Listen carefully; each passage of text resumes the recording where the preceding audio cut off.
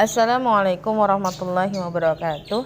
Anak-anakku yang dirahmati oleh Allah, kita kembali ketemu di hari Rabu, yaitu Sirah Nabawiyah pada bab ibrah yang bisa diambil dari nasab dan kelahiran Nabi Muhammad SAW. Kemarin dua hal ya, yaitu di dalam nasab Rasulullah itu adalah terjaga. Jadi ada. Kemudian yang kedua adalah Rasulullah dilahirkan dalam kondisi yatim, itu bukan suatu kebetulan, tapi memang Allah sudah menentukannya.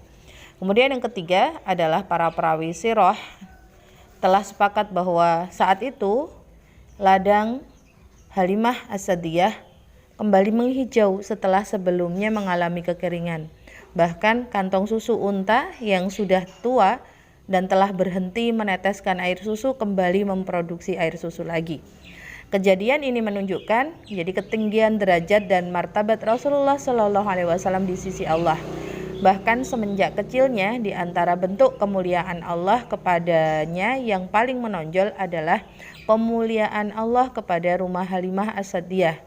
Lantaran keberadaannya dan penyusuannya di rumah tersebut, hal ini aneh sebab syariah Islam juga mengajarkan kepada kita agar pada waktu terjadi kemarau meminta hujan kepada Allah dengan perantaraan orang-orang soleh dan keluarga rumah Rasulullah karena mengharap terkabulnya doa kita.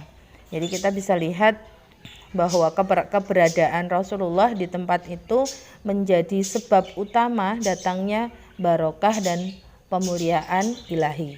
Ini karena Rasulullah merupakan rahmat bagi manusia sebagaimana ditegaskan Allah dalam firman-Nya dan kami tidak mengutus semua kecuali sebagai rahmat bagi segenap alam. Yang keempat yaitu peristiwa pembelahan dada yang dialami Rasulullah SAW ketika berada di pedalaman Bani Sa'ad. Jadi ketika di pedalaman Bani Sa'ad dianggap sebagai salah satu pertanda kenabian dan isyarat pemilihan Allah kepada Rasulullah. Peristiwa itu telah diriwayatkan dari beberapa riwayat yang sahih dan dari banyak sahabat. Di antaranya ada Anas bin Malik dalam suatu riwayatnya yang dikeluarkan oleh Muslim ya, bahwa Rasulullah didatangi oleh Jibril ketika beliau sedang bermain-main dengan anak-anak sebayanya. Kemudian Jibril mengambilnya, menelantangkannya,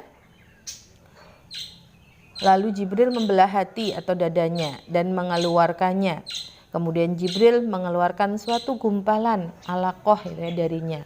Lantas berkata, ini adalah bagian setan yang ada padamu. Kemudian Jibril mencuci dengan bejana dari emas dengan air zam-zam, lalu mengembalikannya ke tempat semula.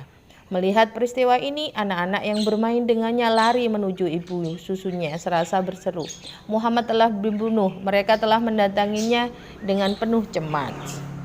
Itu dalam beberapa hadis ya. Jadi tujuan peristiwa ini, wallahu alam, bukan untuk mencabut kelenjar kejahatan di dalam jasad Rasulullah. Sebab jika kejahatan itu bersumber terletak pada kelenjar yang ada dalam jasad atau pada gumpalan yang ada pada salah satu bagiannya, niscaya orang jahat bisa menjadi baik bila melakukan operasi bedah. Tetapi nampaknya tujuan peristiwa tersebut adalah sebagai pengumuman terhadap suatu perkara. Rasulullah SAW dipersiapkan untuk mendapatkan pemeliharaan dan wahyu semenjak kecilnya dengan sarana-sarana material. Ini agar manusia lebih mudah mengimani Rasulullah dan membenarkan risalahnya. Dengan demikian, peristiwa tersebut merupakan operasi pembersihan spiritual, tetapi melalui proses fisik sebagai pengumuman ilahi kepada manusia. Apapun hikmah tersebut, kita tidak boleh ragu ya, karena dalam kesahihan riwayatnya. Jadi berusaha untuk mengeluarkan hadis tersebut dari makna hakiki dan lahiriah dengan takwil-takwil yang jauh dan dibuat-buat itu jangan. Jadi hanya orang lemah iman yang melakukannya. Jadi kita harus mengimani terkait kebenaran hadis pembelahan Rasulullah. Jadi kenapa?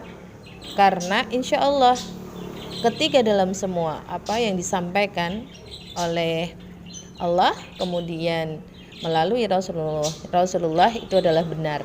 Kita yakini dari keimanan kita. Itu insya Allah semoga dimudahkan. Assalamualaikum warahmatullahi wabarakatuh.